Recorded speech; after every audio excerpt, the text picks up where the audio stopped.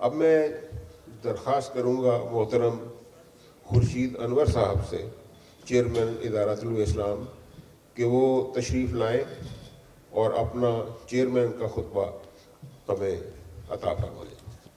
جناب محترم خورشید انور صاحب سوات سے۔ اعوذ باللہ من الشیطان الرجیم، بسم اللہ الرحمن الرحیم۔ جناب صدر محفل، معزز مہمانان گرامی قدر، قابل صد احترام بزرگوں، بھائیوں اور بہنوں، السلام علیکم۔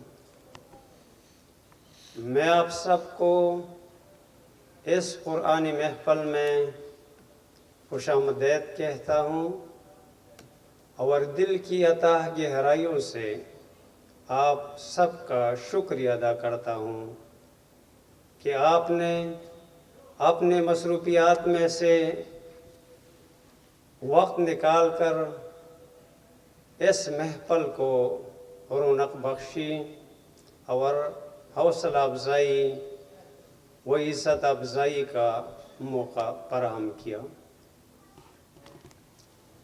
کان الناس امۃ واحدۃ فبعث اللہ النبیین مبشرین ومنذرین وانزل معهم الکتاب بالحق لیحکم بین الناس فیما اختلفوا فیہ وما اختلف فیہ الا الذین اوتوہ من بعد ما جاءتهم البینات بغیا بینہم فہدی اللہ الذین آمنوا لما اختلفوا فیہ من الحق بإذنہ واللہ یہدی من یشاء الی صراط مستقیم۔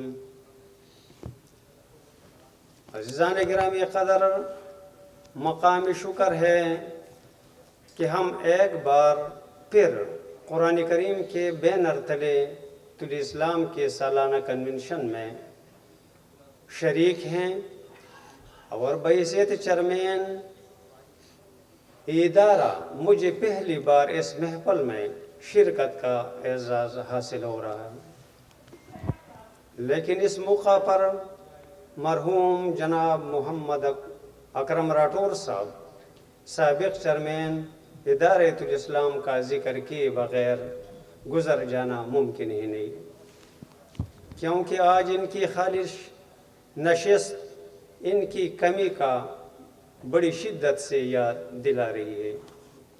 جیسا کہ میں بارہا اس بات کا ذکر کر چکا ہوں کہ مرحوم جتنے خوش آواز اور خوش لباس تھے، اس سے کہیں زیادہ خوش اخلاق اور خوش مزاج تھے۔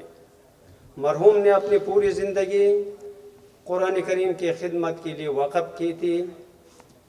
بیماری کے باوجود قرآن حکیم کی ترویج و اشاعت کے لیے ہم وقت مصروف رہے اور ہمیشہ نماز 5 وقتہ کے پابند رہے، حتیٰ کہ محترم بابا جی نے بھی آپ کی امامت میں نماز پڑھی۔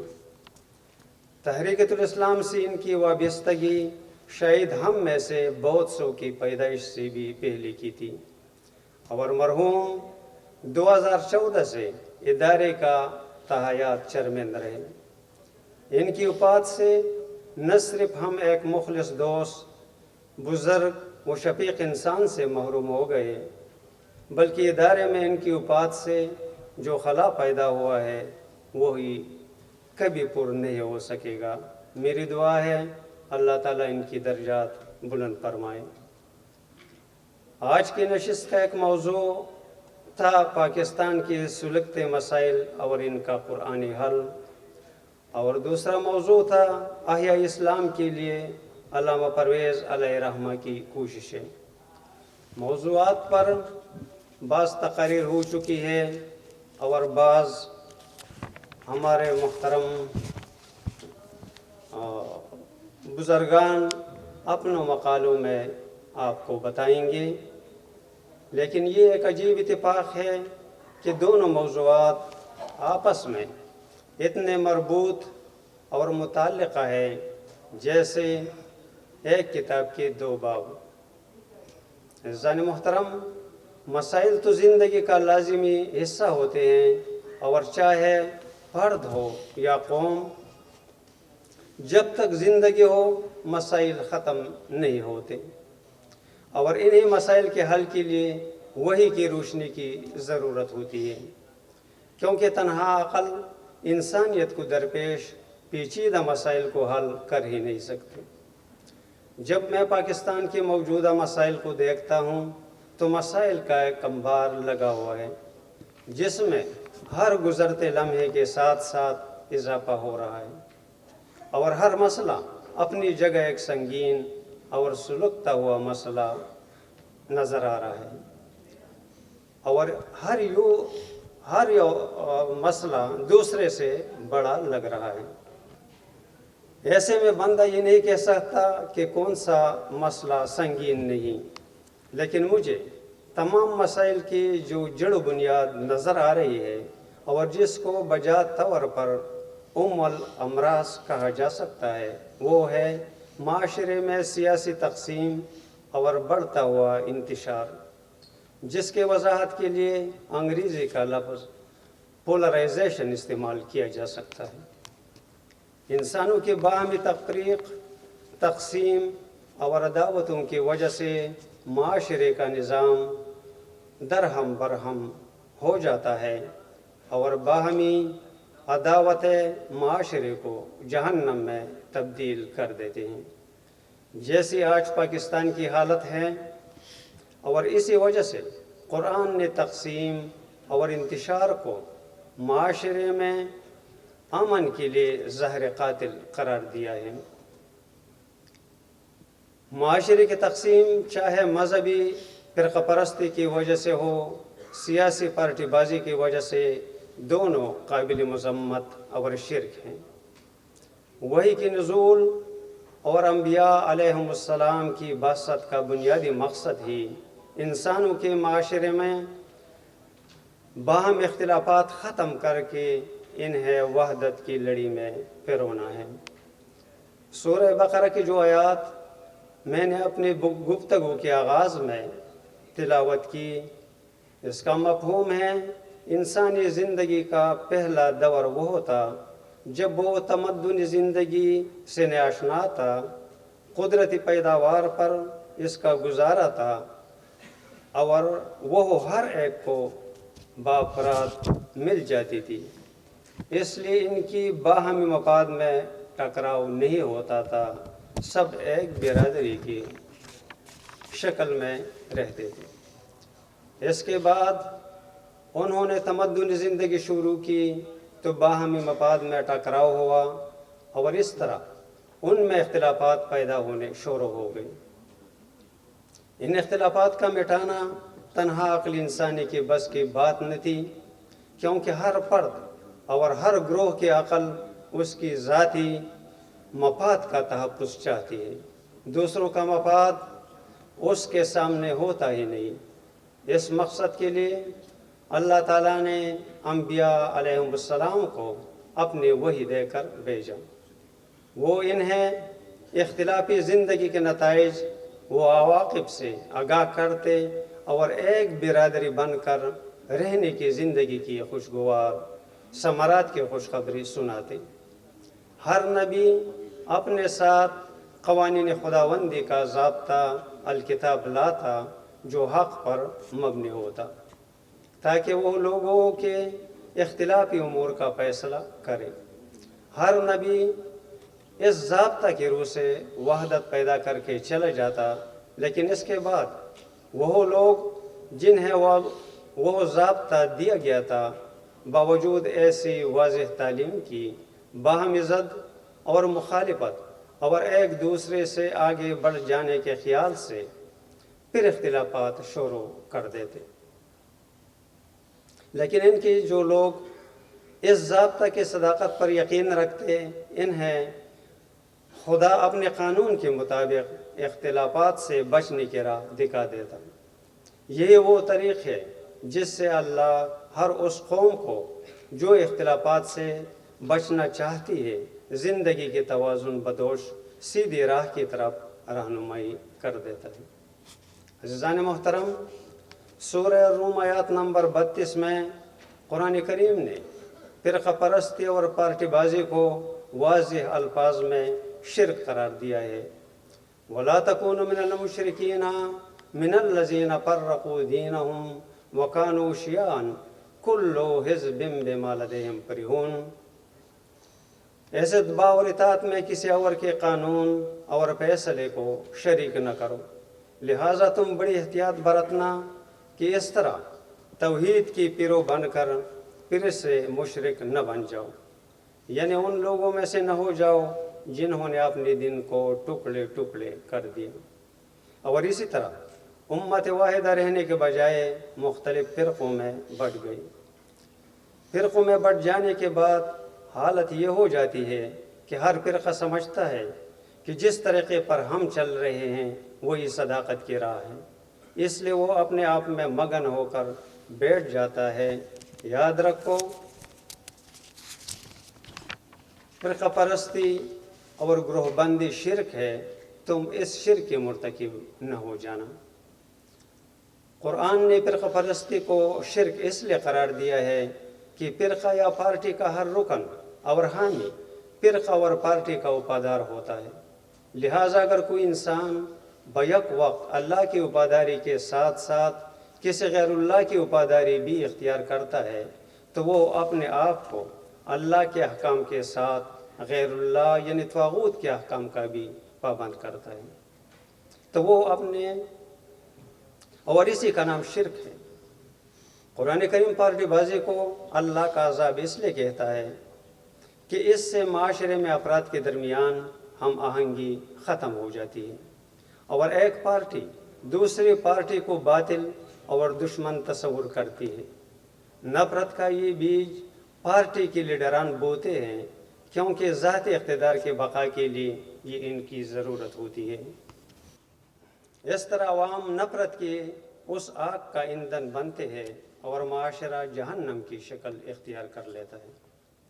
सूरह आल इमरान आयत नंबर 103 में अल्लाह ताला ने बाहमी इख्तिलाफ, इंतशार और दुश्मनी से निजात को अपने इनाम से ताबीर किया है, जहाँ इरशाद है वातसिमू बिहब्लिल्लाहि जमीअन वला तफर्रकू वज़कुरू निअमतल्लाहि अलैकुम इज़ कुंतुम आदान फ़अल्लफ़ बैन क़ुलूबिकुम फ़अस्बहतुम बिनिअमतिही इख़वाना व कुंतुम अला शफ़ा हुफ़्रतिम मिनन नारि फ़अनक़ज़कुम मिन्हा कज़ालिका युबय्यिनुल्लाहु लकुम आयातिही लअल्लकुम तहतदून।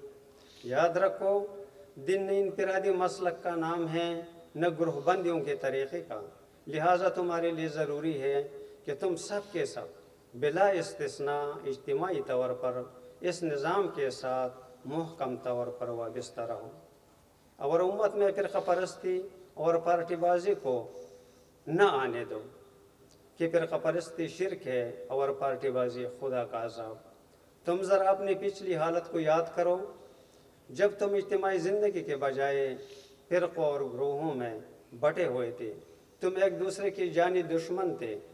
खुदा ने उस हालत में तुम्हें ऐसा निज़ाम ज़िंदगी अता किया जिससे तुम में सिर्फ ज़ाहिरी इतिहाद ही पैदा नहीं हुआ बल्कि तुम्हारे दिल एक दूसरे से जुड़ गए और तुम आपस में भाई भाई बन गए। तुम्हारा इस तरह ईमान के रिश्ते में मुंसलिक होकर एक बिरादरी बन जाना कितना बड़ा इनाम खुदावंदी था। तुम इससे पहले हलाकत और तबाही की जहन्नम के किनारे पहुंच चुके थे कि इस निज़ाम खुदावंदी ने तुम्हें इसमें गिरने से बचा लिया। अल्लाह इस तरह अपने क़वानीन व ज़वाबित और उनके नताइज व समरात वाज़ेह तौर पर बयान करता है ताकि ज़िंदगी की सही रास्ता तुम्हारे सामने रहे। मेरे अजीज़ साथियों, इस आयत से यूँ ही सरसरी तौर पर ही न गुज़र जाना बल्कि ज़रा ठहर कर इसके अल्फाज पर गौर करें। कुंतुम अला शफ़ा हुफ़्रतिम मिनन नार के अल्फाज किस तरह पाकिस्तान की मौजूदा हालात का आईना है, यानी तुम हलाकत और तबाही के जहन्नम के किनारे पहुँच चुके थे। क्या आज हम सियासी रकाबतों और इंतशार की वजह से इसी हलाकत और तबाही के जहन्नम के किनारे पर नहीं खड़े जिसका जिक्र कुरान ने किया है। मेरी नज़र में पाकिस्तान का सबसे बड़ा और बुनियादी मसला सियासी इंतशार व इफ्तिराक है, जो हमारी तमाम मसाइल की जड़ है। वहदत और एक कौम का तस्वुर ही अमली तौर पर मादूम हो चुका है। पूरी कौम फिलहकीकत मुतहारिब ग्रोहों में बढ़ चुके हैं। हर एक ग्रोह दूसरे को नीचे दिखाने के लिए हर हाथ पार करने को तैयार बैठा है।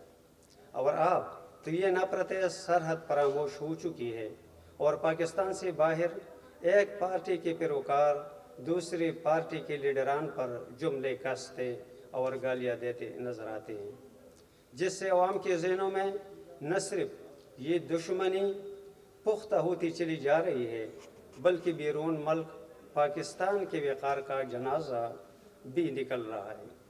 और इसी सियासी चपकलश का सबसे ज़्यादा अफसोसनाक पहलू ये है कि हर ग्रोह अपने नज़रियात को इस्लाम की लिबादे में पेश कर रहा है। हर एक अपनी सियासी मौक़िफ़ को पाकिस्तान के इस्तेहकाम और बका की बुनियाद समझता है। अवाम ने पार्टियों और खुशनुमा नारों की शक्ल में शख्सियात को अपने मसाइल का हल समझ लिया है और यही से हमारे क़िबले का रुख गलत सिमत को तब्दील हो गया है। जब तक कुरान का तस्वुर वहदत हमारे ईमान का बुनियादी जुज़ नहीं बनता और हम तौहीद की बुनियादी तकाज़े की तरफ वापस नहीं पलटते, हमारे मौजूदा मसाइल का हल तो किया, हम हर लम्हे मसाइल के दलदल में मज़ीद दंसते चले जाएंगे। क्योंकि कुरान करीम ने इस रविश के अंजाम को वाज़ेह अंदाज में बयान फरमाया है। सूरह बकरा आयत 256-57 में इरशाद है, क़द तबय्यन अर्रुश्दु मिनल गय्य फमन यकफुर बित्वाग़ूति व यु'मिन बिल्लाहि फ़क़द इस्तमसका बिल-उर्वतिल वुस्क़ा ला इंफ़िसाम लहा वल्लाहु समीउन अलीम। अल्लाहु वलियुल्लज़ीना आमनू युख़रिजुहुम मिनज़-ज़ुलुमाति इलन-नूर वल्लज़ीना कफ़रू औलियाउहुमुत-ताग़ूत युख़रिजूनहुम मिनन-नूर इलज़-ज़ुलुमाति उलाइका अस्हाबुन-नार हुम फ़ीहा ख़ालिदून। जो कौम गैर खुदाबंदी निज़ाम से मुँह मोड़ कर इस निज़ाम के सदाकत पर ईमान ले आएगी और इसे अपनी ज़िंदगी का नस्बुलैन बना लेगी, तो समझ लो कि उसने ऐसे महकम सहारे को थाम लिया जो कभी टूट नहीं सकता, इसलिए कि ये निज़ाम उस खुदा का तजवीज़ करदा है जो हर बात के सुनने वाला और सब कुछ जानने वाला है। इस निज़ाम का नतीजा क्या होगा? अल्लाह का कानून उस जमात का निगरान व मुहाफ़िज़ व मददगार होगा जो इसकी सदाकत पर यकीन रख कर इसे कायम करने की कोशिश करेगी। वो इन्हें गलत रास्तों के तारीकों से निकाल कर सही राह की रोशनी में ले आएगा। इनके बरक्स जो लोग इस निज़ाम की सदाकत से इनकार करते हैं, उनके मामलात दुनिया की सरकश गैर खुदावंदी क़ुव्वतों के सुपुर्द हो जाते हैं, जो उन्हें सही रास्ते की रोशनी से हटाकर गलत राहों की तारीकियों की तरफ ले जाती हैं। उन तारीकियों में जहाँ इंसानियत की थी जुलस कर राख का ढेर हो जाती है और इस तबाही से निकलने की कोई राह बाकी नहीं रहता। ज़ानी गिरामी क़दर कुरान की इन आयात को देख कर दिल पर हाथ रखें और बताएं, क्या ये सब कुछ हमारे बारे में नहीं कहा जा रहा? क्या हम सब ने कभी इस्लाम के नाम पर, कभी रसूल सल्लल्लाहु अलैहि वसल्लम के नाम पर, कभी पाकिस्तान के नाम पर और कभी सुहाने मुस्तक़बिल की दिल फरेब नारों के नाम पर शख्सियात को अपने मबूद नहीं बनाए? क्या हमने अल्लाह के मुकाबले में ताग़ूत की इताअत इख्तियार नहीं की? अगर ऐसा ही है तो अंजाम भी वही होगा जिसकी निशानदेही कुरान ने की है। अल्लामा परवेज़ अलैहिर्रहमान ने ज़िंदगी भर मजहबी फ़िरक़ापरस्ती और सियासी पार्टीबाजी को कुरान करीम की मुहकम आयात की रोशनी में शिर्क साबित किया। इनके बयान करदा قرآنی حقائق کو دلیل و برہان کی روح سے غلط کہنے کی جرات تو کسی کو نہ ہوئی، البتہ سب نے مل کر اس کا جواب کفر کی فتوے سے دیا، جس سے بنیاز ہو کر نہ صرف انہوں نے تحریر و تقریر کے ذریعے اپنی جدوجہد جاری رکھی، بلکہ ہمیشہ ایسے کسی عمل سے اجتناب کیا جس سے مسلمانوں کی وحدت کو نقصان پہنچے اور مسلمانوں کے موجودہ فرقوں کی طریقہ نماز و دیگر مذہبی رسومات میں نہ صرف خود کسی رد و بدل سے گریز کیا، بلکہ عمر بھر یہ تاکید کرتے رہے کہ کسی بھی فرد کو ان امور میں رد و بدل کا اختیار نہیں جب تک قرآن کے احکام کے مطابق ایک ریاست وجود میں نہ آ جائے۔ اس طرز عمل کا مقصد صرف یہی تھا کہ مسلمانوں میں کوئی نیا فرقہ وجود میں نہ آئے اور قوم کے اندر تفریق بڑھانے کے بجائے وحدت کرنے کی فکر کی جائے۔ بابا جی مرحوم کی زندگی بھر کی جدوجہد کا محور قرآن خالص تھا اور ان کی تمام کاوشوں، تحاریر و تقاریر کا ملخص اقبال کا یہ شعر ہے کہ گر تمی خواہی مسلمان زیستن نیست ممکن جز بقرآن زیستن۔ مسلمانوں کی تاریخ پر اگر نظر ڈالی جائے تو یہ حقیقت واضح طور پر سامنے آتی ہے کہ مسلم امت اس وقت تک ایک وحدت تھی جب تک ان میں قرآن کے علاوہ رہنمائی کے لیے کوئی اور کتاب نہیں تھی۔ تب تک ان میں کوئی مستقل فرقے، فقہی مسالک اور سیاسی و معاشرتی گروہ بندیاں بھی نہیں تھی۔ لیکن جب مسلمانوں کا سیاسی نظام باقی نہ رہا اور ان میں قرآن کے ساتھ ساتھ انسانوں کی لکھی ہوئی کتابیں رواج پانے لگی، تب سے اختلاف کی بنیادیں استوار ہونے لگی اور وقت گزرنے کے ساتھ قرآن اور مسلمانوں کا سیاسی نظام پیچھے رہ گیا اور مختلف فقہی مسالک اور مذاہب ہر مسلمان کے پہچان کے لیے لازمی قرار پا گئے۔ آج اگر ہم کنویں سے مرا ہوا کتا نکالنے کے بجائے بالٹیاں بھر بھر کے پانی نکالتے رہیں تو اس سے کنواں تو خشک ہو سکتا ہے لیکن صاف کبھی نہیں ہو سکتا۔ مسلمانوں کی ان گنت فرقوں کا آج بھی اگر کسی چیز پر اتفاق ہے تو وہ صرف اور صرف قرآن کریم ہے، اور فرقہ پرستی اور پارٹی بازی کی شرک سے وحدت کی طرف پلٹنے کا واحد راستہ قرآن کی طرف پلٹنا ہے کہ ہر فرقہ اپنے اپنے کتابوں کو ایک طرف رکھ کر قرآن کی طرف آئے جس پر سب کا اتفاق ہے، اور پھر اس محکم اور لاریب معیار پر تمام چیزوں کو پرکھا جائے۔ اس طرح قوم میں پھر سے وحدت پیدا ہو جائے گی اور اختلافات مٹ جائیں گے، شرک ختم ہو جائے گی اور تمام مسلمان بالحقیقت طاغوت سے منہ موڑ کر خدا واحد کی بندگی اور اطاعت اختیار کر لیں گے۔ عزیز ساتھیوں، یہی مقصد تھا جس کے لیے علامہ پرویز علیہ رحمہ نے اپنی زندگی وقف کی تھی کہ اس قوم کو طاغوت کی پیروی سے اللہ کی اطاعت کی طرف لائے۔ یہ وہ مقصد تھا جس کے اصولوں پر انہوں نے زندگی بھر کوئی سمجھوتا نہیں کیا۔ فرقہ پرستی اور پارٹی بازی کی اس شرک کے خلاف قرآن آواز صرف اسے پلیٹ فارم سے بلند ہوئی۔ انہوں نے اپنی ذاتی زندگی اور اپنا تن من دن اسے مقصد عظیم کے لیے وقف کیا، اور آج اگر ہمارے دل قرآن کی روشنی سے منور ہیں تو یہ ان کا احسان ہے، لیکن اب ہمارا بھی فرض ہے کہ ہم اس اندھیری رات میں قرآن کی روشنی پلانے کے لیے کمر بستہ ہو جائے اور پہلے پاکستان اور اس کے بعد پوری دنیا سے شرک کے اندھیرے مٹانے کے لیے اٹھ کھڑے ہوں۔